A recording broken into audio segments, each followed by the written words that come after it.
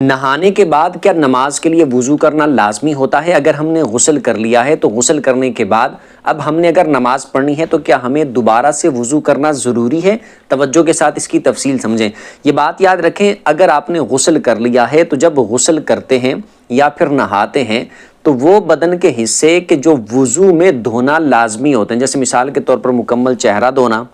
کوہنیوں سمیت دونوں بازو دھونا، سر کا مسح کرنا اور ٹخنوں سمیت دونوں پاؤں دھونا، یہ وضو کے 4 فرض ہیں۔ جب آپ نہاتے ہیں یا غسل کرتے ہیں تو یہ مین وضو کے جو 4 فرض ہیں یہ اس نہانے میں بھیگ جاتے ہیں، دھل جاتے ہیں، یعنی چہرہ بھی اس میں مکمل دھل گیا، بازو بھی دھل گئے، سر کا مسح کرنا ہوتا ہے لیکن مکمل پورا سر ہی بھیگ گیا، اور اسی طرح دونوں پاؤں جو ہیں وہ دھل گئے۔ تو یہ 4 فرض جب اس میں آپ کے ادا ہو گئے تو غسل تو آپ کا ہوا ہی ہوا کہ آپ نے کولی کی، ناک میں پانی ڈالا اور مکمل بدن پہ پانی بہایا، غسل تو آپ کا ادا ہو گیا، لیکن غسل کرنے سے آپ کا وضو بھی ہو گیا ہے۔ اب آپ اسی طرح نماز ادا کرنا چاہیں تو کر سکتے ہیں، لیکن اگر غسل کرنے کے بعد کوئی ایسا کام یا ایسی چیز ہوئی جس کی وجہ سے وضو ٹوٹ جاتا ہے تو پھر آپ کو دوبارہ سے وضو کرنا پڑے گا۔